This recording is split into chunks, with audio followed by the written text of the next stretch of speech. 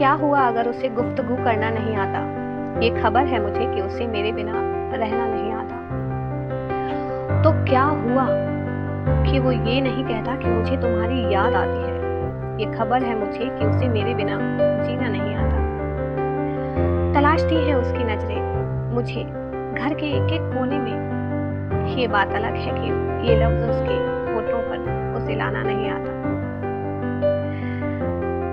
सोचती हूँ कभी बैठूं, सारे शिकवे शिकायतें गिले मिटा डालूं, पर तसल्ली से वो बैठे मेरे साथ ही शायद वक्त उसकी घड़ी में नहीं आता।